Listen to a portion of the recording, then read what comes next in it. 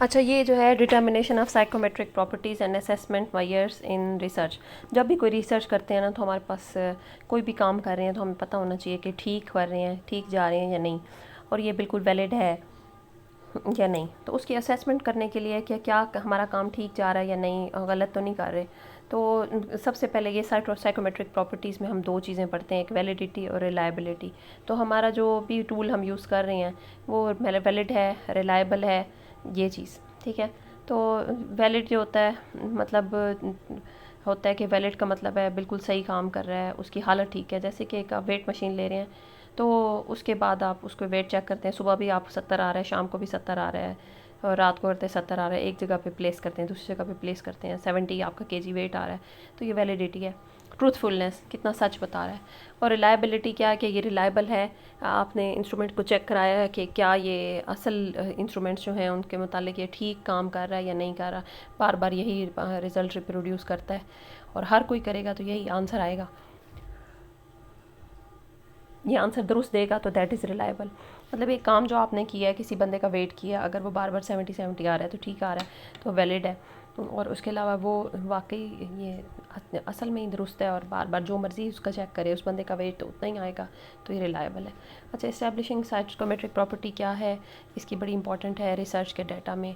जब भी हम कोई चीज़ असेस करते हैं, जान रहे होते हैं, तो बेसिकली इसमें क्या होता है, डेटा और basic unit of research. Basically हम डाटा जमा कर रहे होते हैं, मालूमात इकट्ठी कर रहे होते हैं, उसे कलेक्शन करते हैं, मुख्तलिफ फैक्ट्स को, मुख्तलिफ वेरिएबल जो चेंज हो सकते हैं, मतलब टेम्परेचर कभी कुछ है कभी कुछ है, वज़न कभी किसी का कुछ है किसी का कुछ है, वेरिएबल किसी की सोच कुछ है, तो ये वेरिएबल्स होते हैं, मतलब जो तब्दील हो सकें, तो इसको मैयर करते हैं, और फिर इसको रिसर्च स्टडी में हम चेक कर रहे होते हैं। तो establishing psychometric property of assessment measure and इनका इंपॉर्टेंस क्या है।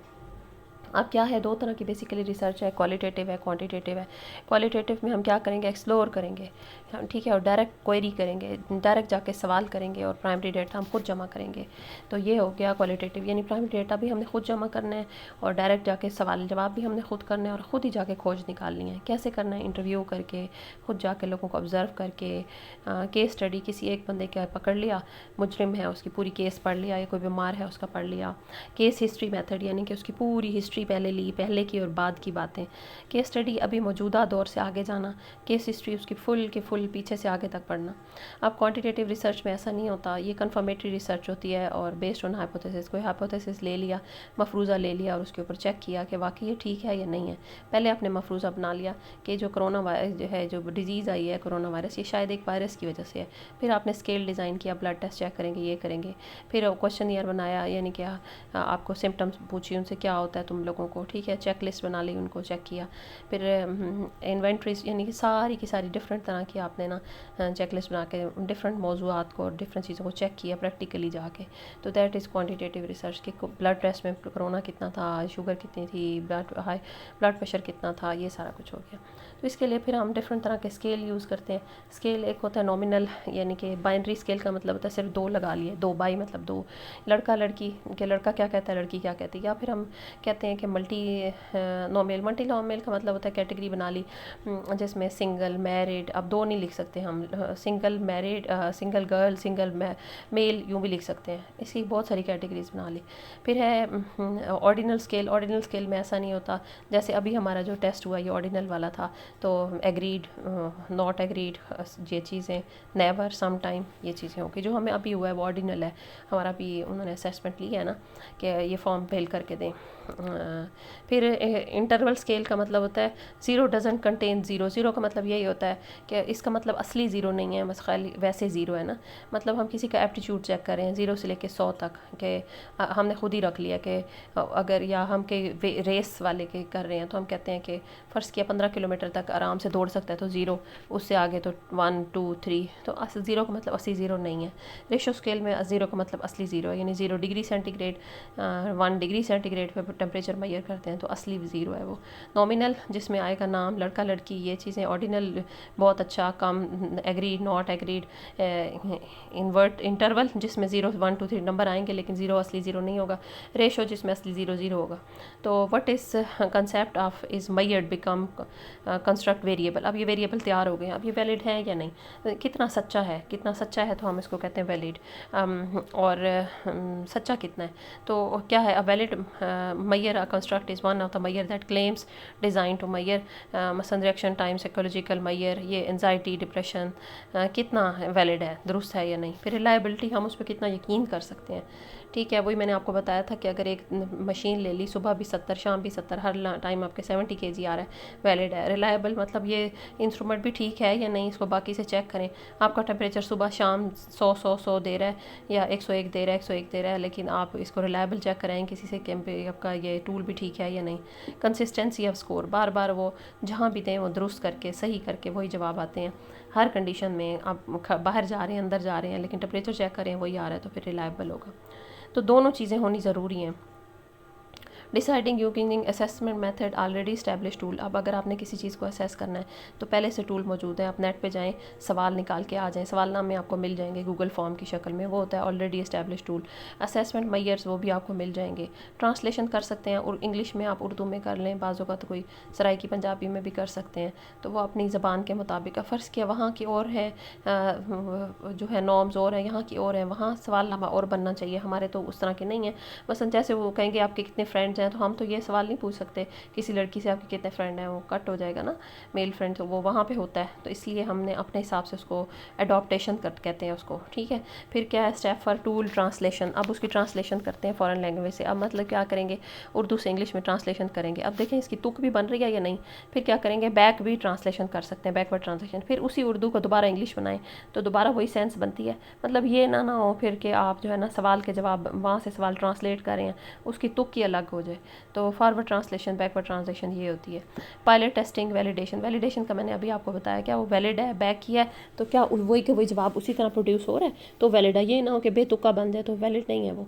ठीक है, फिर कैलकुलेटिंग वैलिडिटी एंड रिलायबिलिटी, इसको मैयर कैसे करते हैं। कोरिलेशन बिटवीन द वेरिएबल, दो वेरिएबल उठाए उनके दरमियान कोरिलेशन को चेक करते हैं। ठीक है, inter item correlation, inter factor correlation should be significant, ये उन्होंने बताया हुआ है कि इतने से इतने तक जो है होनी चाहिए। अब देखें एक बात है, चीज़ है वो कोरिलेशन आपस में कितनी की मिल रही है, 0.3 से 0.89, ये बिल्कुल ठीक है, ये अच्छी हो गई। तो उन्होंने बताया मोस्ट इंपॉर्टेंट जो है कौन बैक अल्फ़ा, ये उन्होंने बताया हुआ है कि internal consistency, reliability, how much item with in the factor hang together, एक दूसरे से कितना कितना मिल रहे हैं।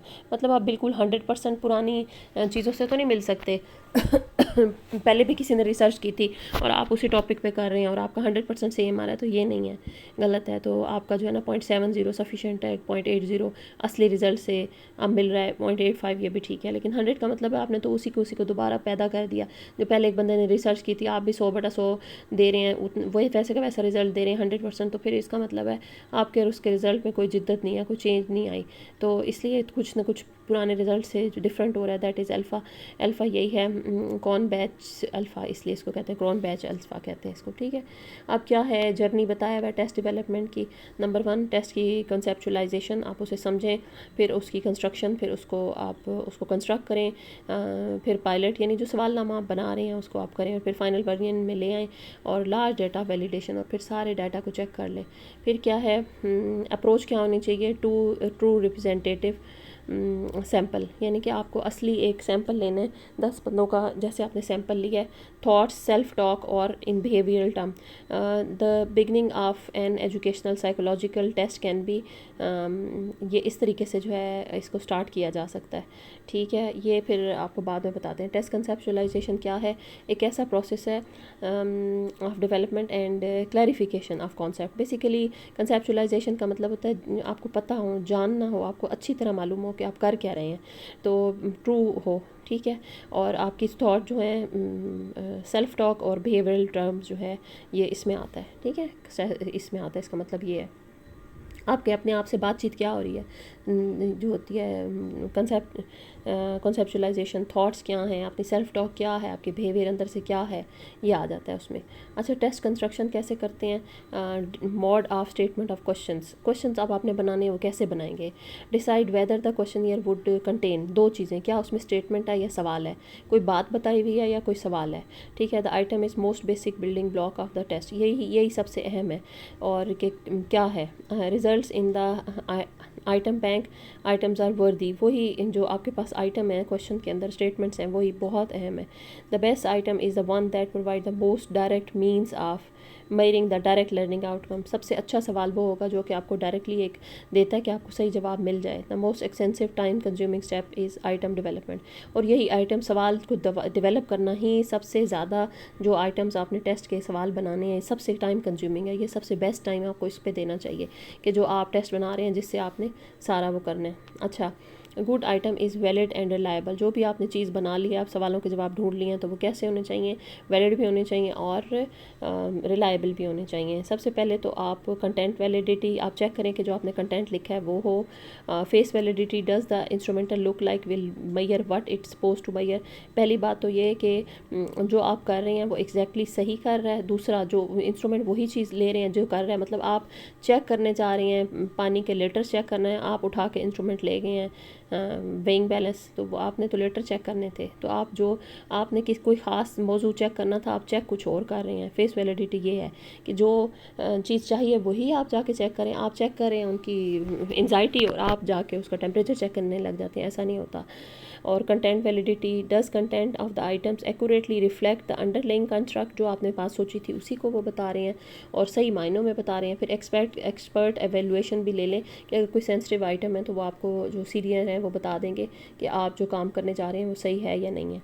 फिर है scaling, the process of setting and assigning number in measurement. Scaling का मतलब होता है आपने उसके अंदर नंबर शंबर लगाने हैं, तो 0 से 1, 2 से 3, ऐसे 0 से 5 तक दे रहे हैं, ग्रेड नंबर 2, 3 दे रहे हैं, ठीक है। There is no best type of scale, अभी कोई ख़ास बेस्ट टाइप ऑफ स्केल नहीं है जिससे आप करें, तो ये बेसिकली आप खुद ही डिज़ाइन कर लेते हैं और इस तरीके से आप बना लेते हैं इसको, ठीक है। क्या बना सकते हैं, नेवर, कभी नहीं, बाज़ औक़ात, कभी कभी, अभी हमने देखा एग्री, डिसएग्री, नो कमेंट, इस तरह के हम जो है ना स्केल जो है वो बना लेते हैं, ये होता है स्केलिंग, ठीक है, कि बनाना। अब ये बना के भी उन्होंने दिखाया हुआ है, अभी इन्होंने पहले बताया हुआ ना अकलौता, ये नॉमिनल हो गया, ठीक है। और फिर जो है उसकी जो है वो दूसरी तरह के स्केल हो गए, बाइनरी स्केल में लड़का लड़की आगे लिख दिया, पतला, दरमियाना, पहला, आखिरी, ये आ गया, तो इस तरीके से उसकी जो कैटेगरी आ गया। फिर ये सवाल आ गए हैं, सवाल और चीज़ आ गई है, बस फिर ये बयानिया स्टेटमेंट्स आ गई है, ये हो गया। चाइल्ड अब्यूज़ का स्केल जो है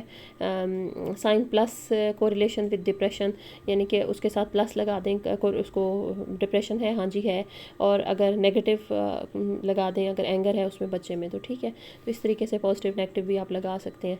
तो क्राइटेरिया वैलिडिटी क्या है कि प्रिडिक्टिव वैलिडिटी और ecological validity. Predict in future, यानी कि वो वैलिडिटी जो कि आपको मुस्तकबिल में पता चले कि दुरुस्त है या नहीं। और इकोलॉजिकल वैलिडिटी के मतलब एनवायरमेंटल कंडीशन क्या है, आप वो काम करने जा रहे हैं वो आपको सपोर्ट कर रहे हैं या नहीं। फिर कौन बैक्स अल्फ़ा क्या है, टाइप्स ऑफ रिलायबिलिटी, और internal consistency reliability is calculated to see how much the items within the scale hang together, एक दूसरे से कितनी उनकी मैच हो रही है। आप एक टॉपिक को कर रहे हैं लेकिन आप एक सवाल कहीं जा रहा है दूसरा कहीं जा रहा है, इसको एनालाइज कैसे कर रहे हैं, स्केल आपका क्या है, रिलायबिलिटी एनालिसिस क्या है। तो इस तरह से मुख्तलिफ़ किस्म की चीज़ें हैं जिससे हम चेक कर लेते हैं। फिर उन्होंने बताया कि कोरिलेशन एनालिसिस से हमें ये पता चलता है कि दो बातें आपस में कोरिलेट हो रही हैं या नहीं। 0.2 से 0.70 आ सकती हैं रिलायबिलिटी, जिसमें स्प्लिट हाफ रिलायबिलिटी है, ऑड इवन रिलायबिलिटी है, ठीक है, इंटर स्कोरर रिलायबिलिटी है। तो यही उन्होंने बताया रिलायबिलिटी की कोई 4-5 टाइप्स हैं, ये सारा कुछ बता रही हैं। पहली जो है कौन बैच अल्फ़ा है, ठीक है, जिसमें उन्होंने ये नंबर दे दिए हैं। फिर उसके बाद इंटर आइटम, यानी दो आइटम जो आप डील कर रहे हैं सवाल वो कि उनका आपस में रिलायबिलिटी, स्प्लिट हाफ रिलायबिलिटी, ठीक है। तो ये भी एक तरह से एक टाइप की रिलायबिलिटी है। इंटर फैक्टर कोरिलेशन, यानी दो फैक्टर के आपस में क्या कितना कोरिलेशन आ रहा है। इंटर स्कोर रिलायबिलिटी, स्कोर्स का आपस में कितना रिलायबल है, एग्रीमेंट में आ रहा है या नहीं आ रहा। तो इस तरीके से मुख्तलिफ रिलायबिलिटी के टूल हैं 4-5, उनको बस आपने समझ लेना, रट्टा लगा लेना है। तो ये है आइटम एनालिसिस। अब सबसे पहले एनालाइज़ करेंगे जो मैं सवालनामा दे रहा हूँ क्या है, उसके लिए क्या मैंने स्केल लिया है, क्या वो रिलायबल है या नहीं, उस कितने लोगों ने इसका क्या जवाब दिया, सेट्स निकाल लिया, और फिर जो आपको पसंद नहीं आ रहा उनको डिलीट कर दें। ठीक है, स्केल आइटम डिलीटेड। तो ये बस है, बाकी फिर बाद में पढ़ते हैं।